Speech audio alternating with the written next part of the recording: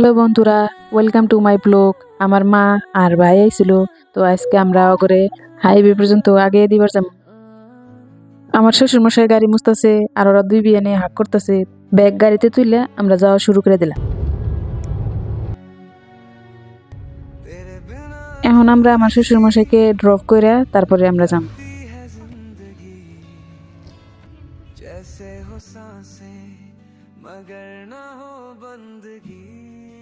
সবাই নামে বললাম, আমরা এখন বাস স্টেশনে গেছি।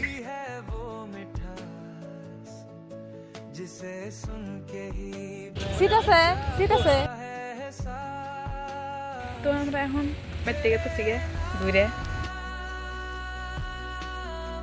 রাস্তার পরে বড়ই গাছ দিকে আমরা খাইলাম, খারে বড়ই ছিঁড়ে ছিঁড়ে খাইলাম। এটা যদি কুত্তার বুদ্ধি করে থাকে।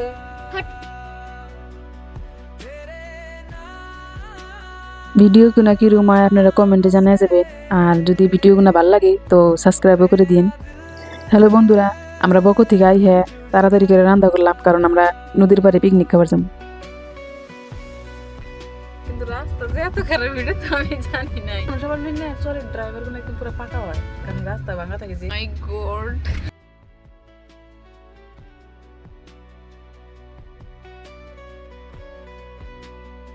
ব্রহ্মপুত্র পায়ে গেছি। ব্রহ্মপুত্র ফাইনালি আমরা রেডি। মজা মজা, চরের মাঝখান দিয়ে এটা গেতেছি আমরা বালুর চরে।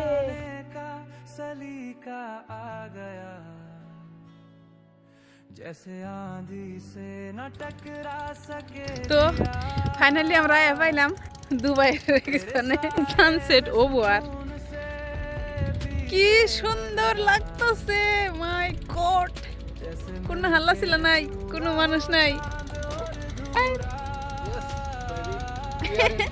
ভাবছিলাম আমাকে বাড়িতে ঘুরে নিয়ে যাবো গা, কারণ জায়গা পাইতেছিলাম না। ফাইনালি আমরা জায়গা পাই গেলাম।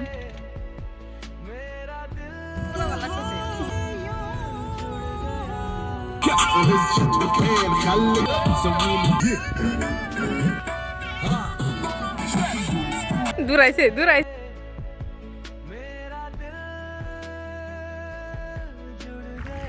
আমার হাজবেন্ড আয়া হেরে শুরু হয়ে গেছে, এত যে গান পাগল। আয়া হেরে মাইক নিয়ে বইয়া শুরু হয়ে গেছে গা।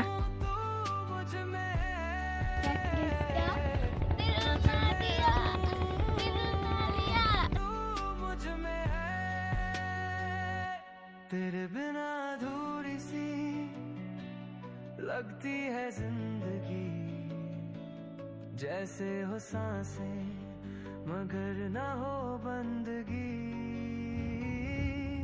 तेरी हर बात। তো এখন আমরা পানি টানি দিয়ে খেলানি শেষ। এখন আমরা গেতেছি খাবার জন্য। আমার হাজবেন্ডের তো আমার দেখেন ওইভাবে গান কইতেছে। আল্লাহ, আমি কার হাতে ঘুরবার আছি। কিরম লাগছে?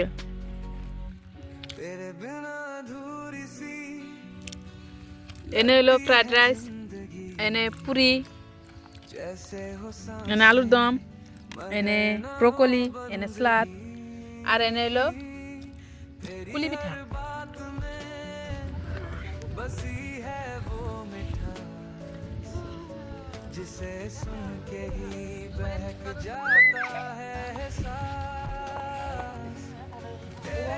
ও ফাইনালি আমরা গাড়িতে পৌঁছলাম।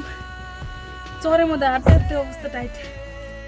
এত দূর এলাম আমরা বাইরের দিকে গেতেছি। রাস্তা দেখেন, রাস্তার অবস্থা।